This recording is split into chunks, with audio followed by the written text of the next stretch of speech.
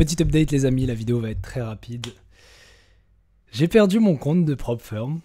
Alors, je vois déjà les gens venir. Non, je n'ai pas risqué une taille de l'eau de taré sur mon compte. Je n'ai pas enfreint les règles. Je n'ai pas fait tout un tas de choses qui auraient pu me pousser à perdre le compte. En réalité, j'avais complètement zappé quelque chose. Et le pire, c'est que j'en ai parlé dans les dernières vidéos et je suis trop con d'avoir oublié. Mais tu m'as peut-être entendu dire dans les dernières vidéos que ça faisait presque 1 an que j'avais ce compte de PropFirm. Et ce que j'avais oublié dans les termes du contrat, c'est que j'avais un délai limite de 1 an pour valider mon challenge PropFirm. C'est d'ailleurs la raison pour laquelle je m'étais inscrit auprès de cette PropFirm-là. Pour ceux qui ne le savent pas, la PropFirm s'appelle The 5%ers. C'est les 5% si tu préfères, mais en anglais, donc tu mets The 5 et puis ERS si jamais tu veux aller taper sur internet. Mais j'avais oublié qu'au moment où je m'étais inscrit donc à cette PropFirm, il y avait comme règle claire, enfin justement ils se vantaient de ne pas avoir de limite sur leur challenge, contrairement à FTMO qui à l'époque, donc c'était il y a 1 an, avait une limite de 1 mois, donc tu devais réussir à faire 10% en 1 mois, et je trouvais ça un peu abusé, donc j'avais cherché d'autres PropFirm qui n'avaient pas de limite de temps, et j'étais tombé sur celle-là qui avait une limite de temps de 1 an, donc je me dis, ça va, tranquille, 1 an pour valider une phase, c'est tranquille. Bon, comme tu le sais, si je suis là devant toi aujourd'hui, c'est que en 1 an, j'ai pas validé de phase, en 1 an, j'ai passé plus de temps à apprendre et à faire des essais-erreurs un peu par tâtonnement qu'à réellement générer des profits, une belle courbe de croissance qui monte sur les marchés. Mais du coup, je me retrouve là sans compte et je me dis merde, parce que, en effet, il faut savoir que j'ai acheté donc ce challenge PropFirm le 3 juin et on est le 5, mais donc depuis lundi, j'avais pas remarqué parce que j'ai pas ouvert de position depuis ce début de semaine, j'observe les prix, mais j'ai pas, enfin, comme je comptais pas ouvrir de position, placer d'ordre ou quoi, j'ai pas ouvert MetaTrader, j'ai pas ouvert quoi que ce soit, donc j'avais pas checké mon compte de PropFirm. Et je vois que mon compte s'est fait fermer parce que j'ai dépassé ce délai de 1 an. Donc ça fait 1 an que mon compte est ouvert, et d'ailleurs j'en étais très content, parce que j'en étais très fier, parce que j'ai jamais fait sauter mon compte, j'ai jamais enfreint une règle, j'ai jamais fait quoi que ce soit. Mais le problème, c'est que j'ai dépassé le délai, la limite de temps.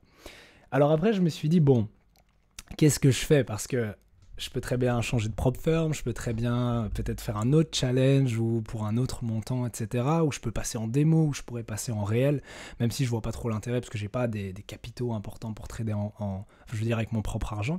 Mais donc je me suis quand même posé la question, plutôt que de me ruer à nouveau sur un challenge, de qu'est-ce que je faisais. Et j'ai regardé juste par curiosité les conditions de leur programme actuellement. Et ils ont changé les conditions en 1 an. L'idée reste la même, le plan de croissance reste le même, les payouts c'est plus ou moins la même chose, et le split aussi. Leurs règles sont toujours aussi plus ou moins les mêmes au niveau du trading pur, le stop, le fait que tu dois tout le temps mettre un stop, le stop maximum autorisé, la perte maximum autorisée par jour, etc. Donc tout ça c'est toujours la même chose. Si ce n'est qu'ils ont fait complètement sauter la limite de temps. Ben oui, puisque à l'époque, comme je l'avais dit, ils avaient un gros avantage sur leurs concurrents parce qu'ils mettaient une limite de 1 an, là où la plupart des PropFirm mettaient une limite de 1 mois. Sauf que maintenant, toutes les PropFirm mettent une limite de temps illimitée, enfin ils n'en mettent plus. Et donc du coup, ce ne serait pas dans leur intérêt de garder cette limite de 1 an, ça leur ferait perdre des clients, donc ils ont fait sauter la limite. Et donc je me suis dit, éventuellement, je pourrais essayer de négocier, récupérer mon compte, parce que pour le même programme, alors c'est littéralement le même, c'est le même nom, pour le même programme, il n'y a plus de limite de temps. Et donc dire simplement, oui, au moment où j'ai acheté mon programme, il y avait une limite de 1 an, mais ça n'a pas vraiment de sens de repayer pour le même programme juste pour bénéficier d'une limite de temps, sachant que j'ai jamais enfreint de règles, j'ai jamais fait sauter mon compte, j'ai jamais... Enfin, de toute façon, ils ont accès à tout ça, ils peuvent le voir. Et puis je me suis dit, tu sais quoi? Non. Je vais pas commencer à essayer de négocier, leur envoyer des mails, etc., service client. De toute façon, un challenge coûte jamais vraiment cher, c'est genre entre 100 et quelques centaines d'euros, donc ça va encore, je veux dire, c'est pas comme si je venais de perdre genre des milliers d'euros. Mais c'est surtout pour le principe de me dire, tu sais quoi, et si on profitait de cette occasion pour démarrer quelque chose de nouveau, comme si c'était un nouveau départ. Bon, j'avoue, ça me fait un peu chier parce que j'avais déjà quelques profits, je crois que j'étais à 2,5%, mais après ça se refait vite. Donc à la limite, je m'en fiche un peu de ces profits-là. Et puis même, si on regarde d'où je viens, il faut savoir que je viens de moins 2%. Là, mon compte était à peu près plus 2%. Donc en réalité, j'ai fait plus 4% en chiffre net. Mais si on regarde par rapport à mon R, sachant que j'ai eu toute une phase où j'avais un risque réduit parce que j'étais en drawdown, si j'avais eu un risque normal, en réalité, j'aurais déjà dépassé les 5-6%. Et il faut savoir qu'auprès de cette PropFirm-là, la cible pour valider la première phase, elle est à 6%. Donc je me dis quelque part, si j'avais tradé les 4 derniers mois, parce que tu l'as vu dans ma dernière vidéo, les 4 derniers mois étaient rentables, étaient dans le vert, je suis très content de ça. Si j'avais tradé les 4 derniers mois, mais sur un nouveau compte, ben en réalité, j'aurais déjà validé ma première phase. Mais encore une fois, on n'est pas là pour dire « Oh zut, j'aurais dû faire ci, ça ». C'est pas le but. Mon but, avant tout, c'est d'apprendre le trading et d'avoir un track record sur suffisamment de mois pour qui me prouve que je suis rentable, etc. Mais à y réfléchir, je me dis « Et si maintenant, je remettais toutes les métriques à zéro ?» Ça veut dire que, officiellement, ça fait 1 an, et ça pour ceux qui me suivent que depuis récemment, peut-être qu'ils ne le savent pas, mais ça fait plus de 3 ans que j'apprends, que je m'intéresse au marché financier, que j'étudie la finance et le trading. Par contre, le trading pur, où je me réveille chaque matin, je fais une analyse, j'essaie de placer des trades, etc. Et je fais ça toute la journée jusqu'à plus ou moins 18h. Donc le trading pur, actif, 8-18, ça je le fais que depuis 1 an. Et officiellement vraiment depuis 1 an, donc depuis le début du mois de juin, et là ça fait 1 an tout pile. Et donc je me suis dit, ben, ça peut être le bon moment pour faire un bilan, pour voir du coup tout ce qui s'est passé cette année, ce que j'ai appris, ce que je dois encore apprendre, les bonnes choses que j'ai faites, les mauvaises choses que j'ai faites, les phases par lesquelles je suis passé. Bon, j'en parlerai pas dans cette vidéo, je crois que je vais essayer de préparer une chouette vidéo d'un gros bilan, mon bilan après 1 an de trading auprès d'une prop firm. Mais je vois plutôt ça, plutôt que de courir après les services clients et rendez-moi mon compte. Je me dis, tu sais quoi, je vais juste reprendre un challenge. Je crois que je reprendrai un challenge chez eux, le même à mon avis. Mais disons simplement que ça va permettre de remettre toutes les métriques à zéro. Parce qu'il faut aussi savoir que les stats de mon compte sont vachement polluées. Polluées par quoi? Parce que mon trading maintenant, si je prends par exemple les 3 derniers mois, n'a rien à voir avec mon trading des 3 premiers mois. Mon trading de janvier, février, mars, du premier trimestre, a rien à voir avec mon trading de avril, mai, juin. Enfin non, j'avais pas encore le compte, mais donc juin, juillet, août, donc les 3 premiers mois de trading auprès de ma propre firme. Rien à voir du tout. Et donc aussi, ça, même si bon, je peux récolter les stats sur un autre échantillon, je peux le faire manuellement sur un échantillon de 1 mois, 2 mois, 3 mois, 4 mois, et voir à partir de quelle date je récolte mes statistiques. Mais le problème, c'est que tout est, comme je l'ai dit, tout est dilué. Ça veut dire que les stats sont calculés sur base de l'entièreté de mes trades de mon compte. Et donc ça comprend par exemple mon gain moyen, ma perte moyenne. Par exemple, au début, mon gain moyen était équivalent, je crois même il était inférieur à ma perte moyenne. Mais aujourd'hui, c'est clairement plus le cas. Mais le problème, c'est que quand je regarde mon gain moyen sur l'entièreté de mon compte, sur l'année entière, il est faible, alors qu'il ne devrait pas. Si je prenais le gain moyen des 4 derniers mois, il est clairement pas à ce niveau-là. Si je prends aussi mon win rate actuellement, il est de 40-45%. Il est dans ces eaux-là. Mais en réalité, mon win rate des derniers mois est plus élevé que 50%. Il tourne autour de 50% toujours, mais il est un peu plus élevé. Il est à 40% parce qu'à l'époque, j'avais un win rate peut-être de 30% ou un truc comme ça. Et donc, ça réduit en fait ma statistique réelle. Et je me dis déjà, juste pour avoir des stats un peu plus correctes, sans devoir les calculer manuellement sur un échantillon de trading, ça peut déjà être une bonne chose de recommencer un challenge. Aussi, bon, c'est con parce que du coup, je perds les 2% et quelques que j'avais déjà sur le challenge, mais simplement, ça permettra de remettre tout à zéro. Parce que quand tu regardes donc, tout mon track record, en fait, et que tu regardes la courbe de croissance, si tu ne l'as pas vu, tu peux aller la voir dans juste la dernière vidéo, la précédente à celle-ci, tu remarqueras que c'est très... Enfin, ma courbe de croissance, elle fait dans tous les sens. Et je me suis dit, tiens, ça pourrait être le bon moment pour justement essayer de construire à partir d'aujourd'hui une belle courbe de croissance, une courbe qui monte progressivement et non plus une courbe qui fait un roller coaster, parce que même si tu regardes mon ancienne courbe de croissance, en théorie je suis en drawdown depuis plusieurs mois. Pourquoi? Parce que même si depuis mon plus bas en janvier j'ai atteint un plus bas sur mon compte à moins 2%, et j'étais en train de le remonter tout doucement, et donc là j'étais à 2% sans drawdown majeur, donc c'était une chouette courbe de croissance. Mais quelque part, si tu regardes donc cette hausse que j'ai de janvier à maintenant, donc janvier à fin mai, à juin, comparé à la giga hausse que j'avais eue avant sur mon compte, en fait, théoriquement, c'est un drawdown, puisque le plus haut de mon compte, il était à 4,75%, quelque chose comme ça, à 4,5%. Donc théoriquement, je suis en drawdown depuis ce plus haut-là. Mais bien évidemment, à ce moment-là, quand j'ai fait ces profits et aussi les pertes qui ont suivi, j'avais aucune connaissance de la gestion des risques, de ce que c'était un drawdown, de comment gérer un drawdown. Et donc simplement, je prends moins un R, moins un R, moins un R, moins un R, et je fais de l'over-trading, et je fais du revenge trading, et j'ai perdu tous les gains que j'avais fait sur les derniers mois, parce que à cette époque-là, j'étais encore un trader, je le suis toujours, un trader apprenti, mais j'étais encore un trader vraiment novice, beaucoup plus novice que ce que je suis là maintenant. Et donc je me dis, c'est un peu remettre les compteurs à zéro. Remettre les compteurs à zéro parce que j'ai envie de... Comment je pourrais dire ça? De démarrer en fait une nouvelle phase. C'est-à-dire que l'année qui s'est écoulée, J'en parlerai plus dans une prochaine vidéo, mais l'année qui s'est écoulée, c'était vraiment une année d'essai. Il faut savoir que au moment où j'ai acheté le challenge PropFirm, je savais que j'étais pas encore rentable en trading, je savais que j'allais pas gagner de l'argent avec ce compte-là. Ça, c'est important de le dire parce que certaines personnes n'achètent un challenge que quand elles savent trader, ce qui est la chose classique à faire et je pense le mieux. Mais j'avais envie de me mettre au défi, tiens, je sais pas encore trader, mais je suis pas non plus un trader perdant consécutif. Ça veut dire qu'avant d'avoir acheté ce challenge il y a 1 an, j'avais essayé plusieurs comptes démo. Et systématiquement, je pense que c'est une expérience à laquelle beaucoup de gens peuvent s'identifier, c'est j'avais des perdants et perdants et perdants. Et tous mes comptes, les premières courbes de croissance, font littéralement ça. J'avais fait un post il y a longtemps sur Instagram, pour celui qui le retrouve, GG à lui, mais justement où je montre mes anciennes courbes de croissance et elles faisaient toutes ça. C'était tous elles pointaient toutes vers le sol en fait, parce que j'étais un perdant consécutif. Enfin, je faisais que des perdants consécutifs. J'arrivais pas à générer des profits sur les marchés parce que j'y comprenais rien. Puis j'ai appris un petit peu, j'ai attiré un petit peu. Et au fur et à mesure, ma courbe s'est redressée un peu. Elle s'est redressée jusqu'à devenir un trader break-even. Et ça, c'était ce que j'étais donc il y a 1 an, trader break-even. Donc mon compte, globalement, aussi autour de mon capital de départ. C'est toujours plus ou moins le cas, même si on regarde ma courbe de croissance des 5 derniers mois, on remarque que en fait, les 5 derniers mois, elle fait que monter. En fait, y a pas... Donc, je commence à comprendre un peu les trucs. Je commence à un peu comprendre. Je suis pas non plus, comme je l'ai dit, giga, c'est bon, je suis trader pro. Non. Mais les choses s'améliorent. Je veux dire, je vois le progrès. Je le vois dans ma courbe de croissance, mais je le vois même dans mon niveau en général. Et ça, c'est cool. Mais donc, à ce moment-là, il y a 1 an, j'achète ce challenge PropFirm en sachant que j'allais pas faire sauter mon compte.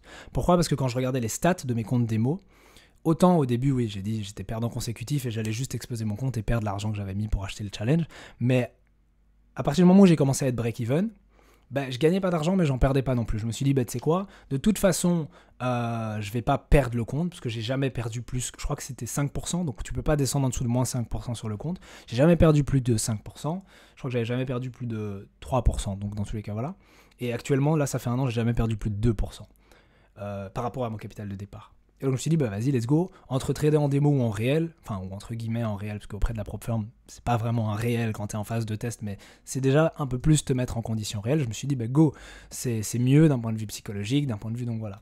Après, je savais, comme je l'ai dit, que j'allais pas générer de l'argent, avoir des payouts et tout, parce que j'avais pas encore le niveau. Mais le but, c'était de me mettre le plus possible dans des conditions réelles, comme si je gérais une grande quantité d'argent, parce que tu t'en doutes, un petit compte démo à 100 balles ou 1000 balles, tu vas me dire tu peux en faire un à 25 000 balles, mais il y a une différence entre te dire là j'ai un compte démo à 25 000 balles, je m'en fous de ce que je fais parce que je vais le faire sauter, et le pire c'est que ça se voyait, j'ai fait sauter beaucoup de comptes démo, et c'est ça qui est marrant parce que la plupart des gens réussissent les comptes démo, mais ratent les comptes réels. J'ai jamais vraiment réussi un compte démo, mais j'ai souvent... Enfin, j'ai pas non plus validé les comptes réels, mais ce que je veux dire, c'est que j'ai jamais fait sauter un compte réel, ça c'est clair. Par contre, j'ai fait sauter des comptes démo. Parce que le problème du compte démo, c'est que c'est pas, tu sais que c'est pas du vrai argent. Même si tu essayes de te manipuler, j'ai perdu 100 balles, tu sais que c'est du bullshit, tu vois. Tu sais qu'à tout moment, tu fermes le compte, t'en réouvres un nouveau, voilà. Alors que le compte PropFirm, déjà, t'as payé pour l'avoir. Donc il y a déjà cet enjeu monétaire. Tu te dis, j'ai pas envie, j'ai peut-être mis 100 euros, 200, 250, parfois même plus. Il y a des gens qui mettent 500 euros ou plus dans un compte PropFirm. Tu perds peut-être pas l'argent du compte PropFirm. Si maintenant tu prends une perte de 100 euros, 200 euros, c'est pas cet argent-là que tu perds, mais tu perds ton investissement de départ. Donc si tu as investi dans un challenge et tu as mis, je sais pas moi, 250 euros, et tu perds le compte, tu viens de perdre 250 balles. Et là, ça t'emmerde. Alors peut-être que, voilà, comme je te l'ai dit, tu t'associes pas directement à tes pertes en trading, parce que tu trades le compte. Mais si tu perds le compte, par contre, tu perds de l'argent à toi. Et ça, c'est quand même assez chiant. Donc déjà, il y avait ce facteur psychologique-là. Et puis le fait d'avoir un compte plus gros. Donc mon compte était à 25K, donc c'était un capital de départ de 25K. À ce moment-là, tu t'habitues déjà avec des sommes plus grandes. Parce que je me souviens, il y a très longtemps, je tradais avec des stops d'une dizaine d'euros, tu vois, donc ça faisait des moins 20, moins 30. Et j'étais pas tant impacté que ça par mes pertes.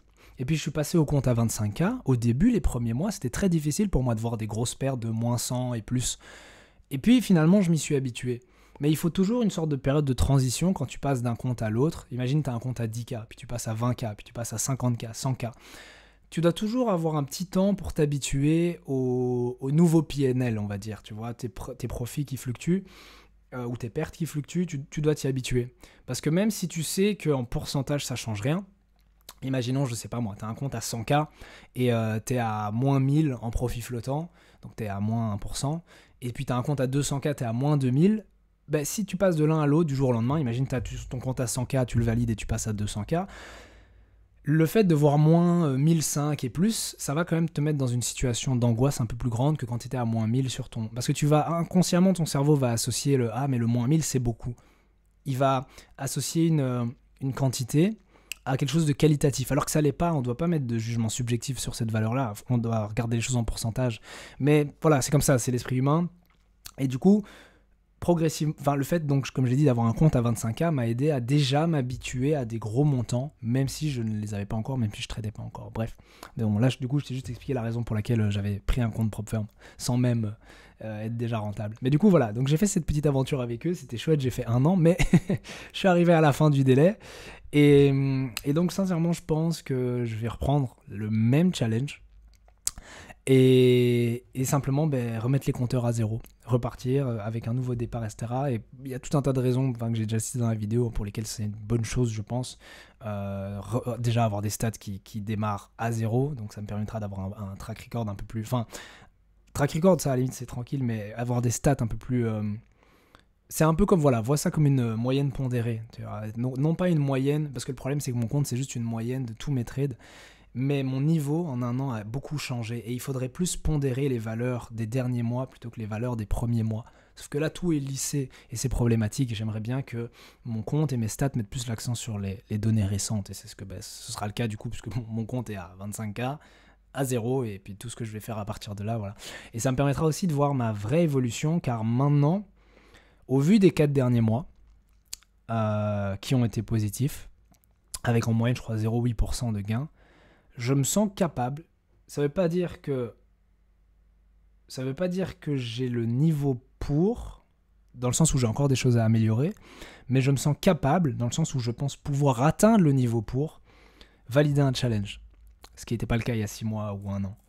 Donc là où j'avais ouvert mon compte il y a 1 an en mode bon, je sais que je vais rien gagner, cette année, donc à partir de juin 2024 maintenant, je pense pouvoir, donc sur les 1 an, même s'il y a plus de délai, mais on va dire 1 an, réussir le challenge.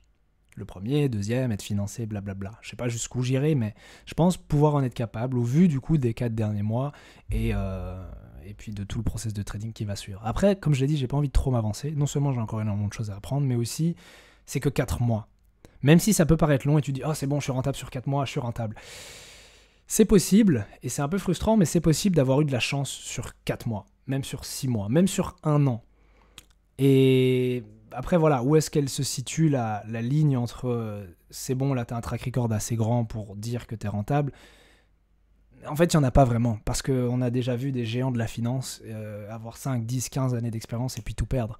Donc on n'est jamais à l'abri, mais disons simplement que je serai plus à l'aise avec un track record supérieur à 6 mois, voire même supérieur à 1 an. Si maintenant je vois que pendant 1 an, imaginons, j'ai réussi à générer un profit consistant chaque mois, ça ne doit pas être le même chiffre, mais plus ou moins, je sais pas moi, X% chaque mois, je serais déjà plus serein à l'idée de me dire, maintenant je sais trader. Je dirais peut-être pas à ce moment-là que je suis, oh c'est bon, je suis trader pro, mais je dirais, ok, je suis un trader rentable. Et c'est cool parce que j'arrive à générer de l'argent de façon consistante sur les marchés. Bref. Et donc voilà, c'était la petite update. Je sais que ça fait quelques jours que j'ai pas fait de vidéo, mais ça aussi j'en parlerai dans une prochaine vidéo. Je suis en train d'apprendre énormément de choses sur la dynamique des marchés en fait, ce qui fait bouger le prix. Enfin les concepts de base comme l'offre et la demande, pas le trading offre-demande avec les zones, je parle pas de ça, je parle simplement de la dynamique derrière le prix de quelque chose qui s'applique à tous les marchés, que ce soit les marchés financiers, mais aussi les marchés du monde entier. Si tu veux acheter, je sais pas moi, une pomme au marché, c'est l'offre et la demande, etc. Et je suis en train de vraiment réétudier tous ces concepts-là et d'essayer de comprendre vraiment ce qui pousse un actif à bouger. Et je parle pas donc de l'aspect fondamental que j'utilise dans mon trading et qui, tiens, tel actif c'est apprécié parce que fondamentalement, si ça... Non, je parle de vraiment la dynamique presque technologique en fait derrière l'achat et l'ordre l'achat et la vente et le placement des ordres, l'exécution des ordres, tout ce qui va toucher du coup à la liquidité et par exemple aussi aux faiseurs de marché, donc les market makers. Et toutes ces choses-là, en fait, j'essaie de les comprendre. C'est vraiment un sujet complexe que, quelque part, je comprenais déjà indirectement, mais là, maintenant, je commence vraiment à mettre des mots dessus et à comprendre les concepts expliqués d'un point de vue très théorique et très poussé.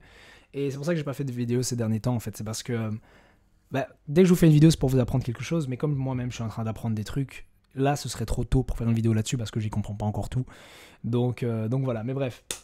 J'espère que la vidéo t'a plu. Si tu veux voir plus de contenu comme ça, n'hésite pas à rejoindre la communauté. Elle est gratuite. Le lien, c'est le premier lien dans la description. J'arrive plus à parler. Et puis sur ce, on se dit à la prochaine. J'espère dans pas trop longtemps. Pour une prochaine vidéo.